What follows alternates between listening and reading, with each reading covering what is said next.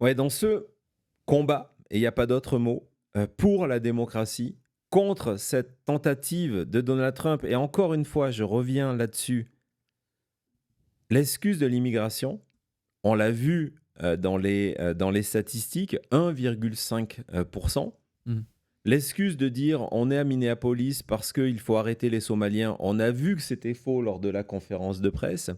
Cette volonté d'escalade, cette volonté d'avoir recruté sans formation, sans vérification souvent de leur CV, y compris de leur casier judiciaire, des personnes pour aller faire le coup de poing, des personnes pour aller terroriser les populations, ça dépasse le cadre de l'immigration. Donald Trump a toujours eu un désir et une frustration liée à ce désir pendant son premier mandat, c'était d'avoir l'armée à son service. Utiliser l'armée, on l'a vu en 2020, dans les manifestations. Ouais, il y a plusieurs, Thomas, vous en parlez lors de notre dernière émission, où Trump souhaitait que l'armée tire sur la foule des manifestants, au minimum pour les blesser. Hein, quand même, c'est un homme d'une grande Ouais, générosité. dans les jambes. Ouais, dans les jambes, une grande humanité. Et donc, lorsque il est revenu au pouvoir, lorsque il s'est retrouvé entouré de personnages extrêmement dangereux comme Stephen Miller, ce qui était évident, c'est que pour appliquer sa politique, pour empêcher l'exercice de la démocratie, pour faire taire les idées de révolte d'un peuple américain qui serait au bord de la ruine, euh, il lui faut une armée. Et cette armée, soyons clairs, c'est ICE. C'est ICE. Est-ce que ça sera suffisant? ICE a d'énormes problèmes pour recruter. Et puis, c'est une armée qui, certes, terrorise, mais qui est complètement désorganisée. On a vu tout à l'heure le témoignage de membres au sein de ICE qui dit, ben voilà, ils n'ont pas de formation, ils ne savent pas. Ils veulent simplement, c'est des gens qui aiment la violence. Et donc, dans ce cadre-là, les vidéos ces vidéos sont extrêmement intéressantes et on a des chiffres pour la première fois. Hier, Puck News, hein, je vous en ai déjà parlé, c'est un compte auquel je suis abonné. Hein, vos dons servent justement à être abonné à toutes ces sources d'informations, à soutenir tous ces canaux d'informations indépendantes. Donc, Puck a sorti cet article. Vous allez voir, c'est extrêmement clair dans le titre en disant que le support pour ICE est en train de s'effondrer. Et encore une fois, Puck, c'est un média qui est spécialisé dans les dessous de les coulisses de la politique à Washington. Ce n'est pas un média de gauche. Et donc, ils partent de ce principe-là en disant que, ouais, ne croyez pas à cette chambre d'écho de l'extrême droite parce que tous les sondages démontrent que les Américains sont en train de tourner la page. Les Américains ne veulent pas que ICE continue ses opérations sur le terrain à un niveau qui est un échec énorme pour Donald Trump et qui va entraîner une chute de Donald Trump parce que ICE est en train de devenir un des arguments de 2026. 2026, aujourd'hui, c'est trois arguments: la situation économique, l'affaire Epstein et ICE. Je ne sais pas dans quel ordre il faudra placer tout ça. Je pense que On l'économie sera en verra. premier, mais ce sont les arguments. Et donc, on va voir que ce texte est extrêmement intéressant. Euh, on nous explique que la vidéo de la mort de René Good, la première vidéo qu'on a vue, est sortie du cadre justement des personnes qui, comme vous, s'informent Ouais. ou des personnes qui font partie de cette bulle médiatique, cette espèce de chambre d'écho pro-Trump, en disant, regardez, il y a 69% des Waouh. Américains qui déclarent avoir vu cette vidéo. C'est fou. 69%, on explique que c'est plus que ce que d'Américains ont vu le Super Bowl l'année dernière. Je m'attendais pas à ce genre de chiffres. ça devient vraiment un événement, un moment de société qui dépasse la politique, comme tu as dit. Ça devient comme la vidéo de Rodney King dans les années 90. Ça devient quelque chose que tout le monde peut faire référence et de se dire, voilà, on n'y pense pas souvent, mais c'est vrai, il y a une énorme pourcentage du peuple américain qui n'est pas dans le camp MAGA, qui n'est pas vraiment dans le camp démocrate non plus, parce qu'ils ne sont pas vraiment Ils sont pas intéressés, politisés, ils informés, s'intéressent voilà. pas, ouais. Et de voir que eux, leur perspective, quand ils voient ce clip, évidemment, c'est pas de se dire, ah ben oui, domestic terrorist. C'est pas, ah ben ils avaient un missile. Non, ce qu'ils ont vu, c'est une mère de famille qui leur ressemble, Ouais. blanche, 37 ans, qui a reçu 3 balles dans la tête. Et ça, Donald Trump pourra faire tous les efforts possibles imaginables. Il pourra envoyer autant de fois qu'il veut Greg Bovino sur Fox News. Il pourra offrir un nouveau déguisement à Kristi Noem. Cette perception ne changera pas. 69% des Américains ont vu ce clip-là. Pressant. C'est un chiffre complètement fou. Cody, ce chiffre, il t'étonne ou pas? Bah oui, forcément, à chaque fois qu'on parle des États-Unis, c'est rare de voir, d'habitude on parle de toujours des 40% pour gagner une élection, à peu près 40% de la Ouais. population, quelque chose comme ça. Donc être à quasiment 70% de la population, même si ça ne veut pas dire que 70% de la population est d'accord avec le même avis, mais juste de voir que c'est quelque chose qui a vraiment pris tout le pays Ouais. pour que tellement de personnes ont vu cette vidéo. Et exactement ce que tu as dit, c'est que le plus de personnes qui regardent cette vidéo, le moins de personnes vont dire oui, Ice avait raison, parce que quand on voit cette vidéo, c'est vraiment dur de dire oui, c'était justifié de voir exactement ce qui s'est passé. En plus, il y a l'autre vidéo où on voit que l'agent de Ice a filmé, où on voit que Renee Il Good... insulte aussi. oui, mais d'abord que Renee Good dit le contraire en disant je suis pas en colère avec toi. Ouais. Et ensuite, 3 secondes plus tard, il décide de la battre et ensuite de l'insulter Mm.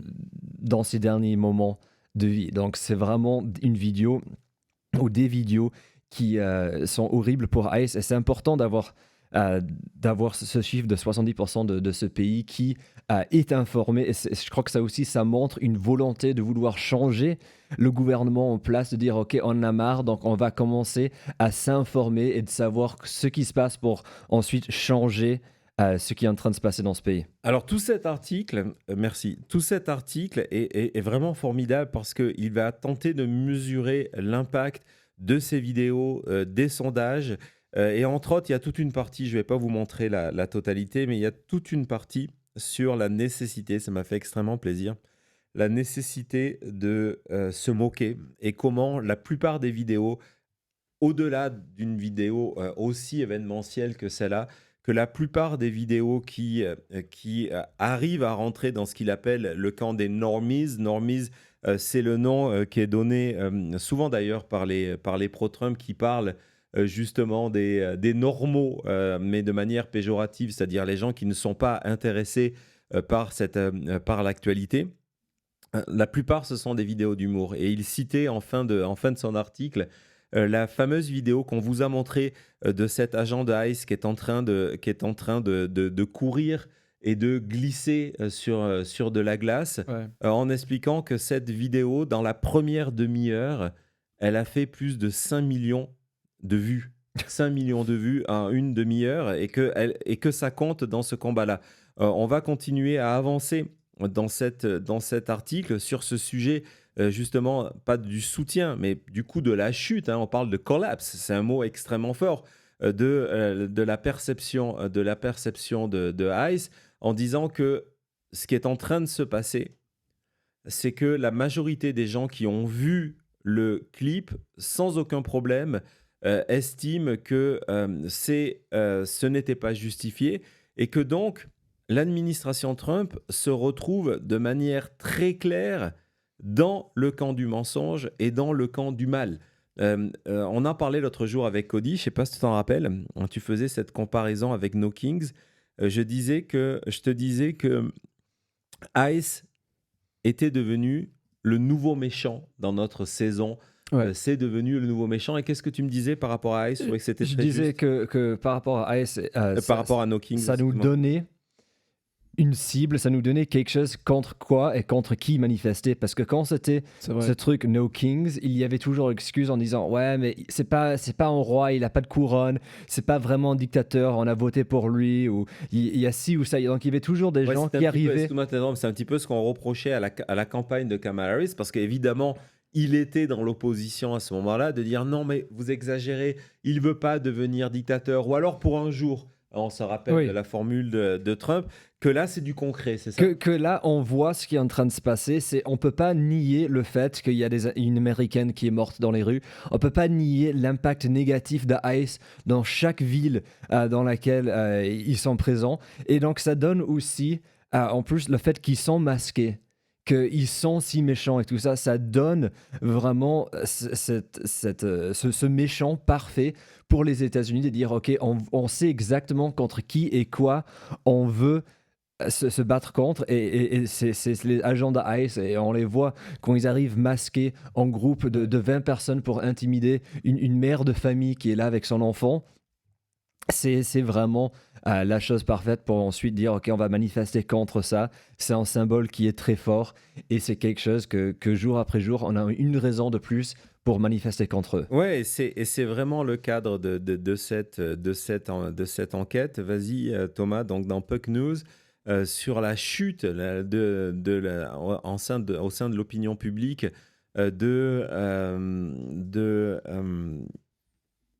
à la fois de ICE, mais à la fois de l'idéologie MAGA, en disant que Ouais. cette fois-ci, autant à force, c'est vraiment une des forces de MAGA. Je trouve que c'est bien de C'est le important, on répéter. en parle souvent aussi. C'est une force de MAGA, c'est que ils arrivent toujours, c'est là qu'ils sont dangereux, et c'est pareil avec l'extrême droite en France, ils arrivent toujours à trouver dans n'importe quelle situation le point d'ancrage. Ce point d'ancrage qui va être martelé jusqu'à l'envie et qui va venir vous ébranler en disant « Ah ouais, mais bon, finalement, ils ont peut-être raison. » Et que cette fois-ci, sur ce sujet, parce que il y a toutes ces images-là, c'est impossible de le faire. Ils n'y arrivent pas. Ils n'arrivent pas à percer la bulle de leurs supporters en disant bah, regardez, ouais, peut-être ils ont raison, peut-être effectivement c'est un missile. Donc se rappelle que évidemment, X, ce n'est pas la réalité, et c'est pas parce que vous avez ce sentiment sur X que ouais, non, effectivement, c'est peut-être pas aussi certain que ça. Dans la réalité, le public américain rejette ce qui s'est passé à Minneapolis et ce qui se passe tous les jours à Minneapolis. Et n'oubliez pas, un de ces jours, peut-être lors d'un 45 minutes, j'aimerais vous parler de chiffres. X, on dit souvent c'est une chambre d'écho MAGA, mais X, de plus en plus, ce n'est pas non plus humain. Oui. Ça devient de plus en plus des robots. Thème très C'est un intéressant. thème très intéressant et beaucoup plus que ce que vous pensez.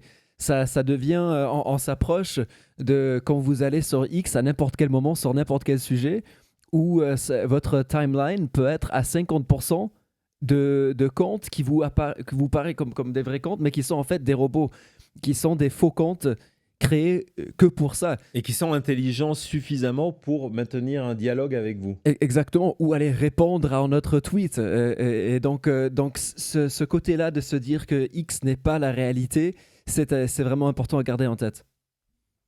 Exactement, on continue dans cette... Il faut vraiment que tu le fasses. Hein. On a eu cette conversation, nous en avais parlé l'autre jour, et c'est vraiment, vraiment intéressant. Ça sera un très, très bon sujet pour 45 minutes. Donc voilà, la réalité, c'est que les Américains n'aiment pas ICE. Il n'y a pas d'autre manière de contourner la chose, de l'écrire différemment en disant peut-être que, mais différemment. Non, les Américains n'aiment pas ICE, et que depuis, on vous en avait parlé, qu'on était passé du plus 16 avec les Américains au moment de l'arrivée de Donald Trump à du moins 14 C'est fou. aujourd'hui.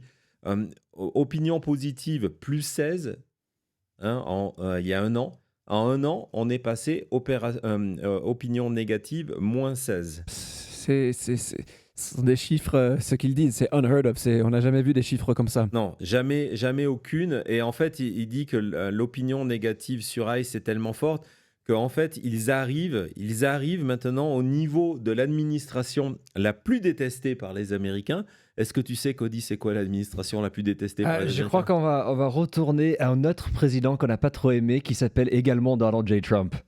Non, pas Ah. de service administratif. Le service IRS, tout qui est les impôts. Exactement, exactement. Le problème, c'est que la IRS n'est pas liée à un président et Trump se colle en permanence à ICE, Ouais, à ces chiffres-là. c'est vraiment un des points importants de cette information en disant que cette volonté de la part de l'administration Trump d'avoir fait de ICE leur vitrine fait que à mesure que les Américains rejettent ICE, ils rejettent l'administration Trump et tout ça, c'est grâce, ils peuvent faire tous les efforts possibles, ils ont des milliards de dollars, ils peuvent faire des pubs, des clips, etc.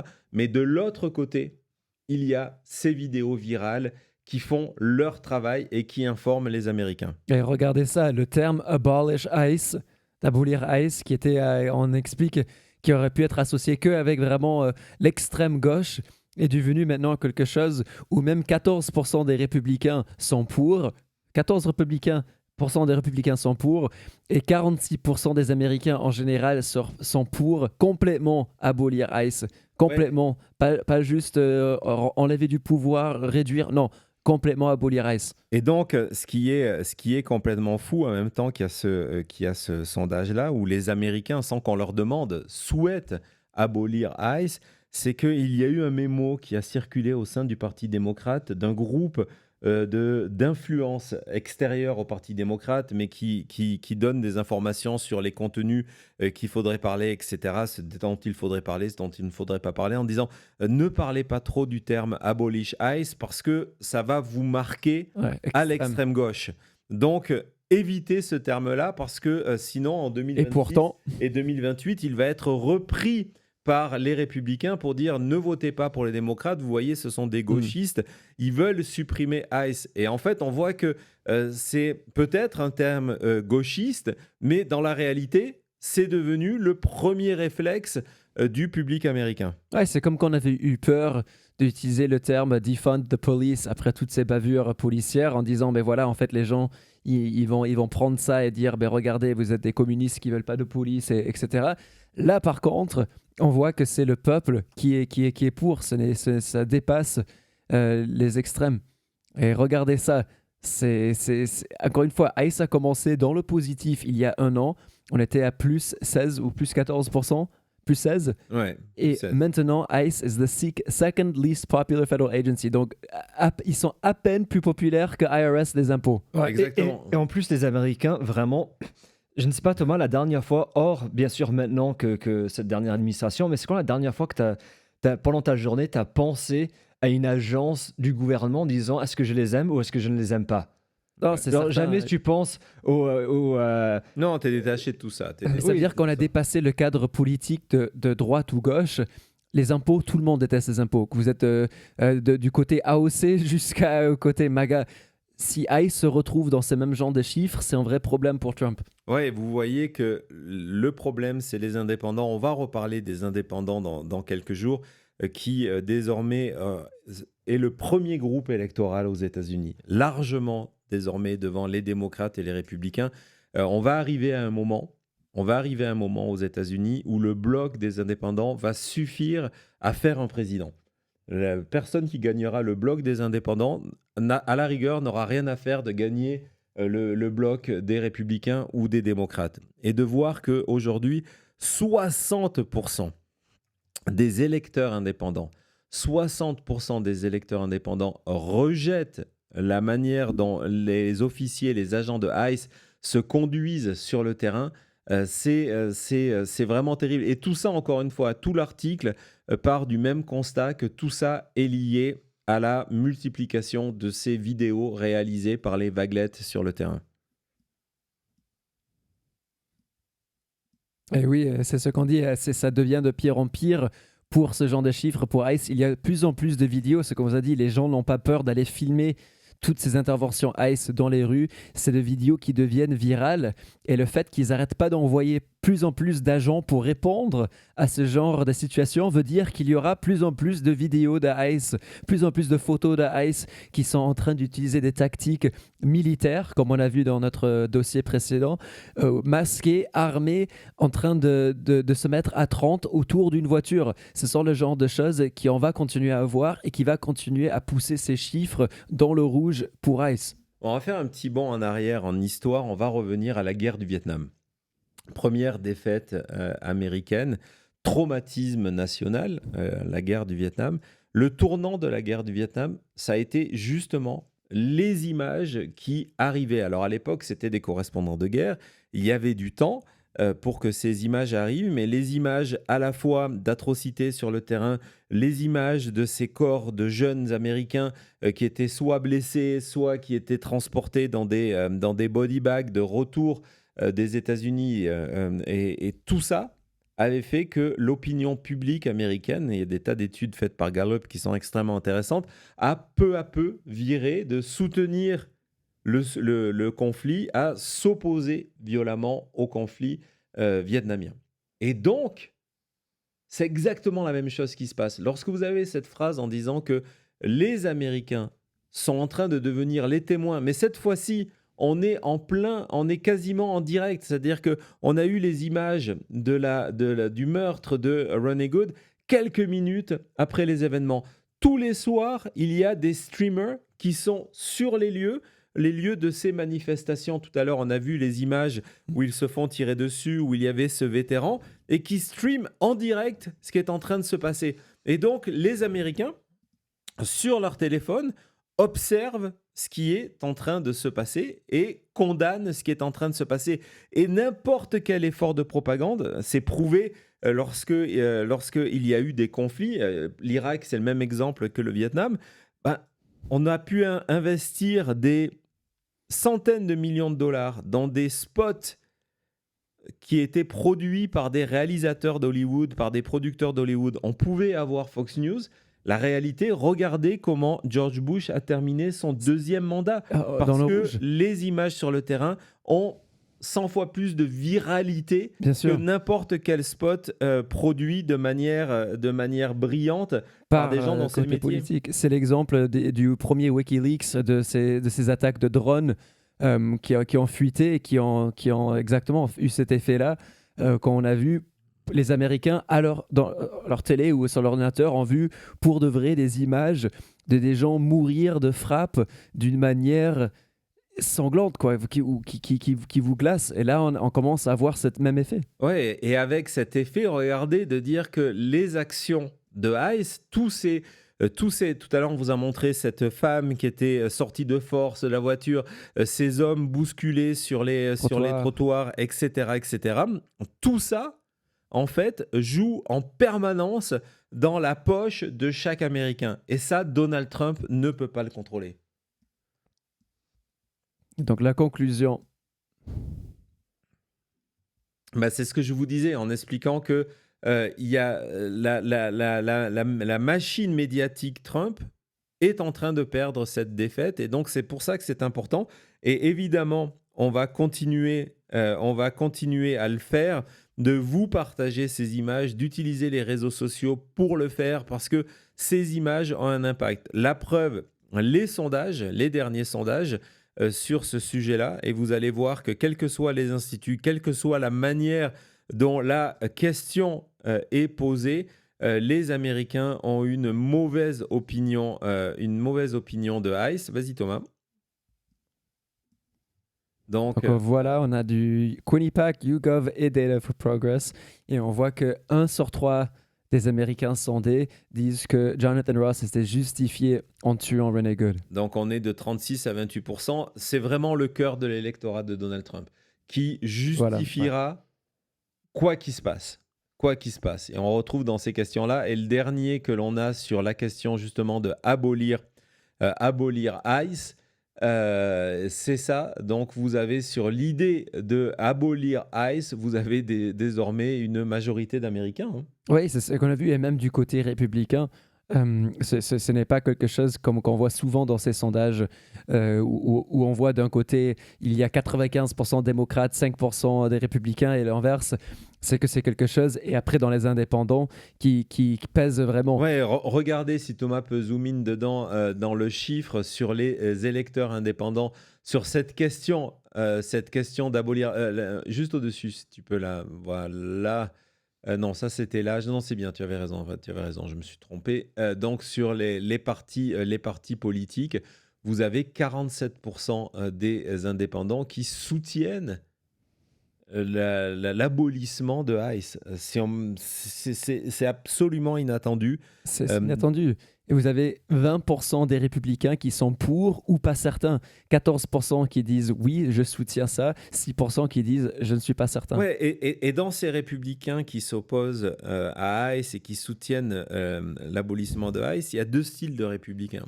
Il y a le républicain modéré, habituel, qui est toujours républicain, un George Conway avant que George Conway vraiment devienne résistant. Donc ils sont républicains, mais ils sont républicains modérés, ils sont pour le respect de la Constitution, etc. etc. Et puis, il y a une autre forme de républicains qui sont souvent issus du parti libertarien, qui, eux, sont opposés à tout ce qui est l'utilisation militaire d'une force fédérale. On les a vus, ce sont eux, et qui sont souvent à l'origine d'ailleurs du mouvement MAGA, qui étaient extrêmement peur que l'armée, du moins le gouvernement fédéral prenne les armes, leur retire les armes, etc., etc. Ou combien de fois est-ce qu'on a vu les gens dire c'est Obama qui va envoyer les casques bleus dans les rues et à la place maintenant on a Trump qui envoie les hommes masqués dans les rues. Exactement. Et dans cette catégorie-là, il y a peut-être le podcasteur le plus connu, le plus populaire des États-Unis. Et lorsque vous allez entendre, je parle ici évidemment de Joe Rogan, j'ai deux extraits de Joe Rogan, vous allez comprendre que la bataille qui est en cours pour redorer le blason de ICE est complètement perdue. Parce que lorsque vous avez Joe Rogan qui n'hésite pas à parler de Gestapo américaine, lorsque vous avez Joe Rogan qui dit non, mais les images, il n'y a aucun doute, c'est une citoyenne américaine qui est tuée de 3 balles dans le visage, vous avez perdu une énorme partie de votre électorat. Vas-y Thomas. It's also very ugly to watch someone shoot a U.S. citizen, especially a woman, in the face. Right. Where it's like, I'm not that guy. I don't know what he thought. And again, this is a guy who had almost been run over, but it just looked horrific to me. I mean, when people say it's justifiable because the car hit him, it seemed like she was kind of turning the car away. Donc, premier extrait, on va voir le deuxième tout de suite. It's also very, I guess yesterday or the day before. I mean, I think after that woman was shot, I think unfortunately, well, everything's unfortunate about it, right? But one of the real problems is now ICE are villains, and now people are looking at them like murderous military people that are on the streets of our city, and they're masked up, which is also a problem, right? Because if you get arrested by a cop, you're allowed to ask the cop, what is your name and badge number? And you could film that cop. If you get arrested by an ICE agent, you have no such right. They're wearing a mask. They don't have to tell you shit. That's a problem. That's a problem on our city streets, right? Because you could also pretend to be an ICE agent. Right. So I saw this terrible story about this family that was killed where these guys pretended to be a UPS driver. And they showed up and they made their way into the house and killed people because they were dressed up as a UPS driver. If you could pretend to be a UPS driver, for sure you could pretend to be an ICE agent, especially since they're completely anonymous. So think about how many people can get arrested or robbed or by criminals, right? Because you could just have people pretending they're like, it's not like it's impossible to fake their logo, right? It's pretty easy. Just says ICE. You know, how hard is that? You could easily imagine armed gangs pretending to be ICE agents robbing people. Ouais, donc il met un point intéressant en disant que il dit que l'image de Ice, il n'y a rien qui l'améliorera parce que à la fin de la journée, ce que les Américains voient tous les jours sur leur téléphone, bah, ce sont ces troupes armées Mm. dans les rues des États-Unis. Et il dit un des énormes problèmes de Ice, c'est aussi ce port du masque, de dire voilà, à partir de là, on ne sait pas qui c'est, ça rajoute à cette confusion et du coup, ça vient, regardez ces images-là, ça vient altérer complètement la perception de Ice et il n'y a rien qui est fait pour améliorer ça. En tout cas, voilà. Je crois qu'on a fait un grand tour d'horizon, mais il y avait vraiment beaucoup de choses à C'est vous important. raconter autour de ce qui est en train de se passer. Puis ce sont des bonnes nouvelles, hein. Quand on vous dit que le travail des vaguelettes est essentiel, je vous rappelle tout à l'heure, on avait la breaking news de ce dépôt des articles d'impeachment, de destitution de Christine Home et que c'était accompagné de 20 000 lettres, 20 000 lettres de vaguelettes demandant cette procédure. Vous avez vu tout à l'heure comment elles empêchent à certains journalistes d'extrême droite de travailler sur le terrain. Les lycéens, les anciens combattants, les étudiants, les mères de famille, Ouais. les grands-parents, et de combien c'est important de documenter ça. Donc, plusieurs dizaines de millions d'Américains voient ces images-là et rejettent du coup la politique de Donald Trump. C'est une édition marathon de La Chute. On se retrouve tout de suite après.